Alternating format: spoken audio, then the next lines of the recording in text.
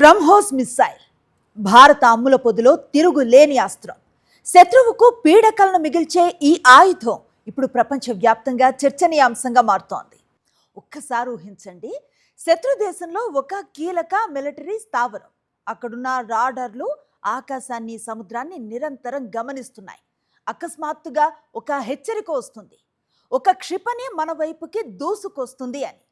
ఆ హెచ్చరిక వచ్చిన కొద్ది నిమిషాల్లోనే ఆ లక్ష్యం పూర్తిగా ధ్వంసమైపోతుంది. రాడార్ గుర్తించేలోపే స్పందించే అవకాశం లేకుండానే దాడనేది పూర్తయిపోతుంది. అదే బ్రహ్మోస్ మిస్సైల్. ప్రపంచంలో అత్యంత వేగవంతమైన ఆపరేషన్ క్రూయిజ్ మిస్సైళ్లలో ఒకటైన ఈ ఆయుధాన్ని చాలామంది రక్షణ నిపుణులు ఎనిమిస్ నైట్మేర్ అని ఎందుకు పిలుస్తారు? ఎందుకంటే ఈరోజు బ్రహ్మోస్ ఎలా పనిచేస్తోందో, దాని ప్రత్యేకతలు ఏమిటి, అలాగే ఎందుకు ప్రపంచ దేశాలు దీన్ని కొనుగోలు చేయాలనుకుంటున్నాయి, అలాగే భవిష్యత్తులో రాబోయే కొత్త వెర్షన్స్ ఎలా ఉండబోతున్నాయి అన్న అన్ని విషయాల్ని తెలుసుకునే ప్రయత్నం చేద్దాం. బ్రహ్మోస్ అంటే ఏంటి? బ్రహ్మోస్ అనేది భారత్ అలాగే రష్యా కలిసి అభివృద్ధి చేసిన సూపర్ సోనిక్ క్రూయిజ్ మిస్సైల్ మాట. భారతదేశానికి చెందిన డిఆర్డిఓ, రష్యాకు చెందిన ఎన్పిఓ మ్యాషినోస్ట్రోయేనియా కలిసి బ్రహ్మోస్ ఏరోస్పేస్ అనే ఒక సంస్థ ద్వారా దీన్ని రూపొందించాయి. ఈ మిసైల్ పేరులో కూడా రెండు దేశాల అనుబంధం అనేది కనిపిస్తుంది. భారత్లోని బ్రహ్మపుత్ర నది పేరు నుంచి బ్రహ్మ, రష్యాలోని మాస్క్వా నది పేరు నుంచి మోస్ తీసుకొని బ్రహ్మోస్ అనే పేరు పెట్టారు. ఇది కేవలం ఒక మిసైల్ కాదు, ఇది భారత రక్షణ సామర్థ్యానికి ప్రతీకగా మారింది. క్రూయిజ్ మిసైల్ అంటే ఏంటి? చాలామందికి ఒక సందేహం ఉంటుంది, బాలిస్టిక్ మిసైల్ క్రూయిజ్ మిసైల్ మధ్య తేడా ఏంటి అని. బాలిస్టిక్ మిసైల్ ఆకాశంలో చాలా ఎత్తుకు వెళ్ళి అక్కడి నుంచి లక్ష్యాలపై కిందకి దూకగలదు. కానీ క్రూయిజ్ మిసైల్ మాత్రం ఒక విమానంలాగా తక్కువ ఎత్తులో ప్రయాణిస్తూ లక్ష్యాలను చేరుకుంటుంది. బ్రహ్మోస్ కూడా అలాంటి క్రూయిజ్ మిసైలే, కానీ దీనిని ప్రత్యేకంగా చేసేది దాని వేగం మాట. ఎంత వేగంగా ప్రయాణిస్తుంది అంటే బ్రహ్మోస్ గంటకి సుమారు 3500 కిలోమీటర్లకు పైగా, అంటే మ్యాక్ 2.8 నుంచి మ్యాక్ 3 వేగంతో ఇది ప్రయాణిస్తుంది. సాధారణంగా ప్రపంచంలో చాలా క్రూయిజ్ మిసైల్స్ శబ్ద వేగం కంటే తక్కువగా ప్రయాణిస్తాయి, కానీ బ్రహ్మోస్ మాత్రం శబ్ద వేగానికి దాదాపు 3 రెట్ల వేగంగా దూసుకుపోతుంది. దీనివల్ల శత్రువుకు స్పందించడానికి చాలా తక్కువ సమయం మాత్రమే ఉంటుంది. ఈ వేగం ఎలా సాధ్యం అవుతుంది అంటే ఇక్కడే బ్రహ్మోస్ అసలు టెక్నాలజీ అనేది తెలుసుకోవాలి. మొదట ఒక సాలిడ్ రాకెట్ బూస్టర్ మిసైల్ను అత్యంత వేగంతో ముందుకు నెడుతుంది. ఆ తర్వాత రామ్జెట్ ఇంజన్ పనిచేయటం ప్రారంభిస్తుంది. ఈ రామ్జెట్ ఇంజన్ వల్లే బ్రహ్మోస్ మొత్తం ప్రయాణంలో తన సూపర్ సోనిక్ వేగాన్ని నిలబెట్టుకుంటుందన్నమాట. చాలా మిసైల్స్ మొదట వేగంగా వెళ్ళి ఆ తర్వాత నెమ్మదిస్తాయి, కానీ బ్రహ్మోస్ మాత్రం చివరి వరకు అదే వేగంతో దూసుకు వెళుతుంది. సీ స్కిమ్మింగ్ టెక్నాలజీ అంటే ఏంటి? బ్రహ్మోస్లో అత్యంత ప్రమాదకరమైన లక్షణాల్లో ఇది ఒకటి అని చెప్తారు. సముద్రంపై కేవలం 10 నుంచి 15 మీటర్ల ఎత్తులో మాత్రమే ఇది ప్రయాణిస్తుంది.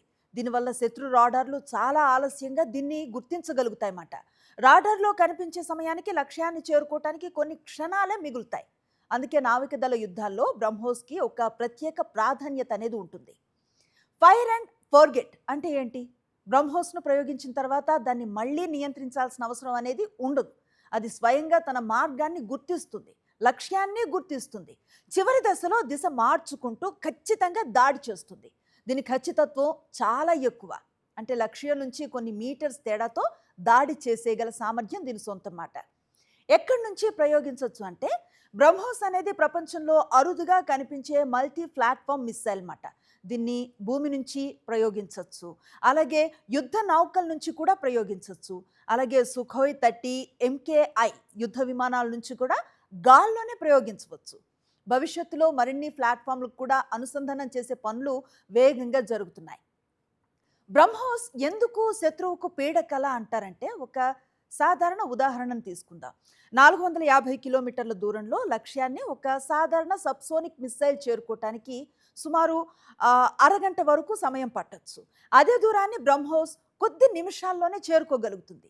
అంటే గుర్తించే సమయం తక్కువ, స్పందించే సమయం తక్కువ, శత్రువుకు తప్పించుకునే అవకాశం కూడా చాలా అంటే చాలా తక్కువ. అందుకే దీన్ని శత్రువుకి పీడకల అని పిలుస్తారు. మరి బ్రహ్మోస్ ఎవరెవరు కొనుగోలు చేస్తున్నారు అనేది తెలుసుకుందాం.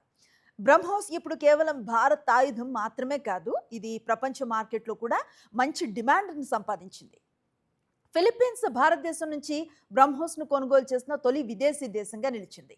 అక్కడికి తీర రక్షణ కోసం ఈ మిసైల్ వ్యవస్థలు ఇప్పటికే చేరుతున్నాయి. ఇక వియత్నాం కూడా బ్రహ్మోస్ కొనుగోలుపై ముందుకు వెళుతోంది. అలాగే ఇండోనేషియాతో కూడా చర్చలు, ఒప్పందాలు కొనసాగుతున్నాయి. ఇండోనేషియా టూర్లో ఉన్న ప్రధాని దీనిపై కీలక ఒప్పందాలు చేసుకుంటారనే ఒక ప్రచారం కూడా ప్రస్తుతం జరుగుతోంది. ఈ ఎగుమతులు భారత రక్షణ పరిశ్రమకు అంతర్జాతీయ గుర్తింపును తీసుకువస్తున్నాయన్నమాట. ఇక భారత సైన్యంలో తాజా పరిణామాలను ఒకసారి గమనిస్తే గనక భారత ప్రభుత్వం కూడా బ్రహ్మోస్పై భారీ పెట్టుబడులను పెడుతోంది. వాయుసేన కోసం 100కు పైగా ఎయిర్ లాంచ్డ్ బ్రహ్మోస్ మిసైల్ కొనుగోలుకు ఆమోదం అనేది లభించింది. వీటిని ప్రధానంగా సుఖోయ్ 30 MKI యుద్ధ విమానాల్లో అమర్చబోతున్నారు. ఇక అదే సమయంలో లక్నోలో కొత్త తయారీ కేంద్రం ద్వారా ఉత్పత్తి సామర్థ్యాన్ని కూడా పెంచబోతున్నారు.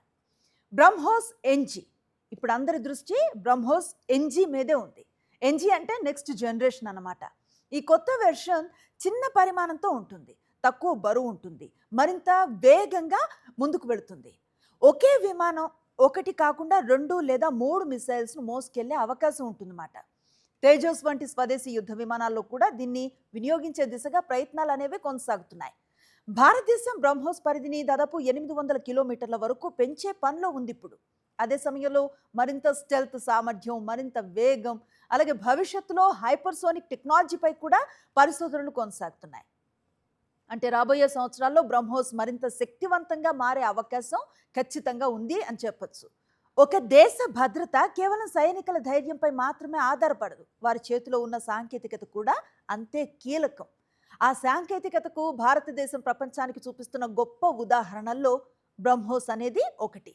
అత్యంత వేగం, అద్భుతమైన ఖచ్చితత్వం, రాడార్లను మోసం చేసే సామర్థ్యం, భూమి, గాలి, సముద్రం నుంచి ప్రయోగించే వెసులుబాటు, ఈ అన్ని లక్షణాల వల్లే బ్రహ్మోస్ ప్రపంచంలో అత్యంత భయంకరమైన క్రూయిజ్ మిసైల్స్లో ఒకటిగా గుర్తింపు పొందింది. ఈ సమాచారం మీకు ఉపయోగపడితే వీడియోకు లైక్ చేయండి. అలాగే మీ అభిప్రాయాల్ని కామెంట్ సెక్షన్లో తప్పకుండా తెలియచేయండి. ఇలాంటి ఆసక్తికరమైన రక్షణ, సాంకేతిక, అంతర్జాతీయ అంశాలపై మరిన్ని వీడియోల కోసం మా ఛానల్ను సబ్స్క్రైబ్ చేయటం మర్చిపోవద్దు.